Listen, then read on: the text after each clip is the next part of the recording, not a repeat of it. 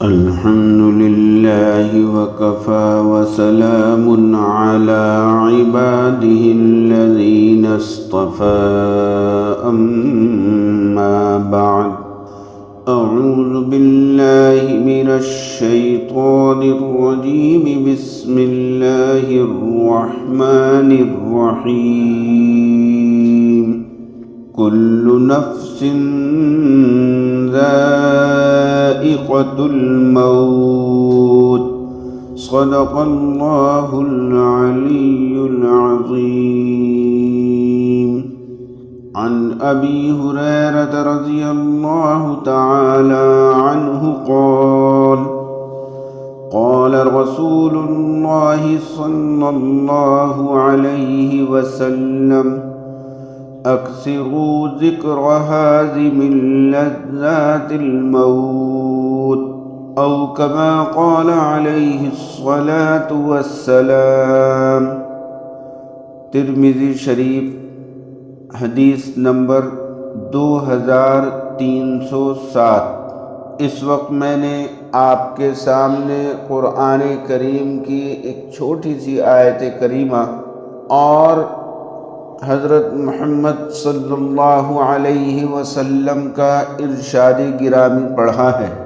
جو آیت میں نے آپ کے سامنے پڑھی ہے اس میں اللہ تبارک و تعالی نے ارشاد فرمایا ہر جاندار کو موت کا مزہ چکھنا ہے۔ جو بھی جاندار ہے اسے موت ضرور آئے گی۔ دیکھیے، جو بھی اس دنیا میں آیا ہے اسے ایک دن جانا ہے۔ یہاں کوئی ہمیشہ رہنے کے لیے نہیں آیا۔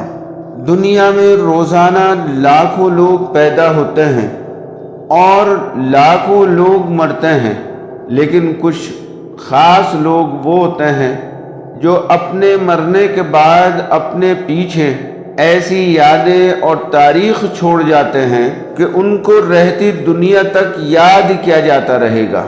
جب تک دنیا باقی رہے گی تاریخ میں ان کا نام باقی رہے گا۔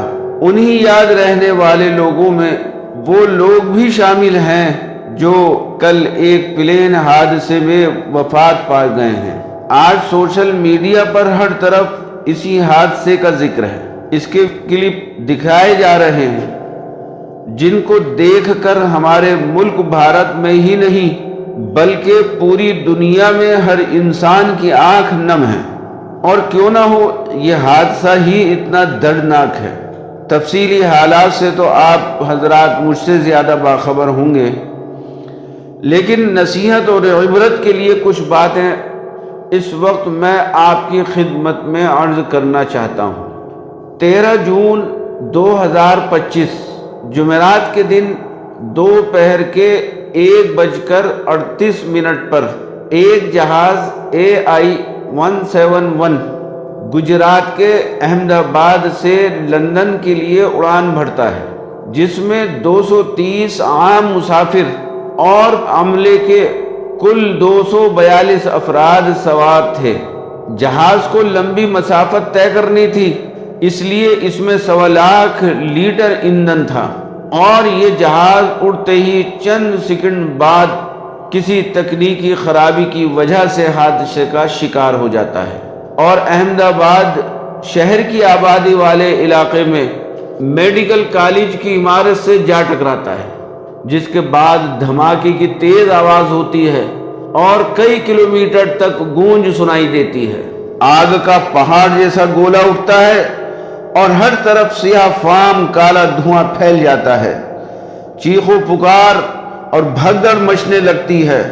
الامان الحفیظ۔ اس وقت میڈیکل کالج میں بھی اسٹوڈنٹ اور عملہ بڑی تعداد میں موجود ہوتا ہے۔ کچھ افراد کھانا کھانے میں مشغول تھے۔ ایک نیوز چینل کے مطابق 56 لوگ میڈیکل کالج کے بھی اس حادثے میں جاں بحق ہوتے ہیں۔ ہماری طرف سے ان متاثرہ خاندانوں کے لیے صرف دعا اور دلی ہمدردی ہی سہارا بن سکتی ہے، اور یہ حادثہ ان متاثرہ خاندانوں کے لیے ہی تکلیف دہ نہیں بلکہ پورا ملک ان کے ساتھ غم میں برابر کا شریک ہے۔ ذرا غور کیجئے، کتنی ماؤں کی گود سونی ہو گئی، کتنی سہاگنیں بیوائیں ہو گئیں، کتنی بہنوں نے اپنے بھائیوں کو کھو دیا، کتنے بچے یتیم ہو گئے، کتنے خاندان ختم ہو گئے، اور جو لوگ اپنے پیاروں، اپنے رشتہ داروں، اپنے دوستوں کو رخصت کرنے کے لیے آئے تھے، ان کے تصور میں بھی نہیں تھا کہ آج ان کی یہ جدائی آخری جدائی ہوگی۔ آج کے بعد وہ آپس میں ایک دوسرے سے اس دنیا میں اب کبھی نہیں ملیں گے۔ آج یہ اپنے پیاروں سے آخری جدائی ہے۔ یاد رکھیے، یہ حادثے ہمیں بہت کچھ سبق دیتے ہیں۔ انسان دنیا میں رہ کر کبھی اپنی موت سے غافل نہ ہو۔ جتنے دن ہم زندہ رہیں، اچھے اچھے اور نیک کام کریں، دوسروں کو تکلیف نہ دیں، ہر کسی کے کام آئیں، دکھ درد میں ان کے ساتھ شریک ہوں، دوسروں کی خدمت کر کے ان سے دعائیں لیں۔ ایک دن ہمیں بھی اس دنیا سے جانا ہے، آج ان کا، کل ہمارا بھی جنازہ اٹھایا جائے گا۔ اس حادثے کے اندر دو بڑے عجیب و غریب واقعے رونما ہوئے، ان کو میں آپ کے سامنے پیش کرتا ہوں۔ دیکھیے، اگر اللہ تعالیٰ کسی کو بچانا چاہتے ہیں تو اس کو کوئی مار نہیں سکتا۔ اللہ تعالیٰ نے دو لوگوں کو اس حادثے میں ایسے بچایا کہ عقل دنگ رہ جاتی ہے۔ پہلا شخص تو وہ ہے جو ان 242 لوگوں میں شامل تھا جو اس جہاز میں سوار تھے۔ خود اس کا بیان ہے کہ جس سیٹ پر وہ بیٹھا تھا اسی جگہ سے جہاز ٹکرا کر الگ ہو گیا اور اس کی سیٹ جہاز سے الگ ہو کر گراؤنڈ فلور پر آ پڑی۔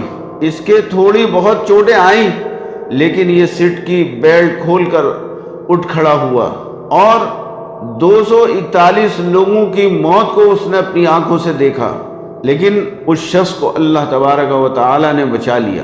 دوسرا واقعہ ایک خاتون کے ساتھ پیش آیا جس کو اسی جہاز میں سفر کرنا تھا، لیکن وہ راستے میں جام میں پھنسنے کی وجہ سے ایئرپورٹ پہنچنے میں لیٹ ہو گئی، اور جب وہ ایئرپورٹ پہنچی تو چیکنگ کاؤنٹر بند ہو چکا تھا۔ اس نے بہت کوشش کی، لوگوں سے کہا سنا، لیکن کسی نے اس کی ایک نہ سنی۔ وہ مایوس ہو کر واپس آ رہی تھی کہ گھر پہنچنے سے پہلے ہی راستے میں اس کو خبر ملی کہ جس جہاز میں وہ سوار ہونے کی کوشش کر رہی تھی وہ جہاز حادثے کا شکار ہو گیا ہے۔ اس لیے کہا جاتا ہے اللہ تعالیٰ جس کو چاہتے ہیں زندگی دیتے ہیں اور جس کو چاہتے ہیں موت دیتے ہیں۔ میرے دوستوں، مرنے والوں کے گھر والوں پر جو غم کے پہاڑ ٹوٹے ہیں، ہم ان غموں کو دور تو نہیں کر سکتے، البتہ ہم ان کے غم کو اپنا غم بنا کر اور ان کے لیے تسلی کے الفاظ کہہ کر ان کے ساتھ ان کے غم میں ضرور شریک ہو سکتے ہیں۔ اور ہم دعا کرتے ہیں کہ اس حادثے میں جو لوگ وفات پا گئے ہیں ان کے اہل خانہ کو اللہ تعالیٰ صبر جمیل عطا فرمائے، اور جو مرحومین ہیں اللہ تعالیٰ ان کی مغفرت فرمائے۔ وآخر دعوانا ان الحمد للہ رب العالمین۔